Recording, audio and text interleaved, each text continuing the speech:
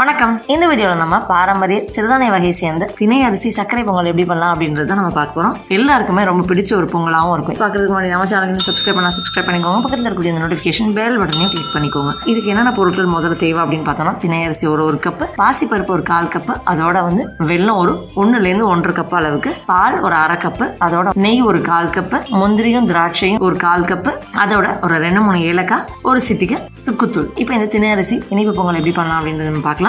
முதல்ல இந்த பாசிப்பருப்பை லேசா பொன்னிறமா நம்ம வறுத்து எடுத்துக்கலாம். அடுத்ததான் திணை அரிசியும் லேசா வறுத்து எடுத்துக்கலாம். இந்த ரெண்டு நல்லா அலசிட்டு ஒரு 1/2 மணி நேரம் ஊற வச்சு எடுத்துக்கலாம். இப்போ அடுத்ததா ஒரு மண்பானையில 1/2 கப் அளவுக்கு பாலும் அதோட ஒரு 3லேருந்து 4 கப் அளவுக்கு தண்ணியும் சேர்த்து நம்ம கொதிக்க விடலாம். இந்த பால் பொங்கி வரும்போது பொங்கல்னு சொல்லிட்டு அதுக்கப்புறம் வறுத்து ஊற வச்சிருக்கிற அந்த திணை அரிசியும் பாசிப்பருப்பையும் இதோட சேர்த்துக்கலாம். ஒரு 10லேருந்து 15 நிமிஷத்துல இது நல்லா வெந்து தயாராயிடும். இந்த நேரத்துல வெள்ளத்தை ஒரு 1/4 டம்ளர் தண்ணி சேர்த்து நல்லா உருக்கி கல்லுமணி இருந்ததுன்னா அதை வடிகட்டிட்டு அப்படி இல்லைன்னா நேரடியாக வெந்து தயாராக இருக்கக்கூடிய இந்த திணை அரிசியில சேர்த்துக்கலாம். ஒரு 2-3 நிமிஷம் நல்ல மிதமான தீயில நல்லா கிளறி விடலாம். அடி பிடிக்காம பார்த்துக்கோங்க. கிளறி விட்டுட்டு அடுப்பு அணைச்சிடலாம். அடுத்ததான் ஒரு சின்ன வானலியில நெய் சேர்த்துட்டு அது நல்லா சூடானா அதுல திராட்சையும் முந்திரி பருப்பையும் சேர்த்து நல்லா வறுத்துட்டு இந்த பொங்கல் மேல அப்படியே சேர்த்துக்கலாம். இதோட கொஞ்சோண்டு ஏலக்காய் தூளும் கொஞ்சோண்டு சுக்குத்தூளையும் நம்ம சேர்த்துக்கலாம். அவ்வளவுதான். நல்ல ஒரு மனமான பாரம்பரியமான சிறுதானிய திணை அரிசி சர்க்கரை பொங்கல் நமக்கு தயாராயிடுச்சு. ஆரோக்கியமும் இயற்கை இனிப்பும் நெய் மனமும் நிறைந்த ஒரு அற்புதமான திணை அரிசி பொங்கல். இது கண்டிப்பா ட்ரை பண்ணி பாருங்க. இந்த வீடியோ பாயிண்டா இருந்தா லைக் பண்ணுங்க, ஷேர் பண்ணுங்க. நம்ம சேனலுக்கு சப்ஸ்கிரைப்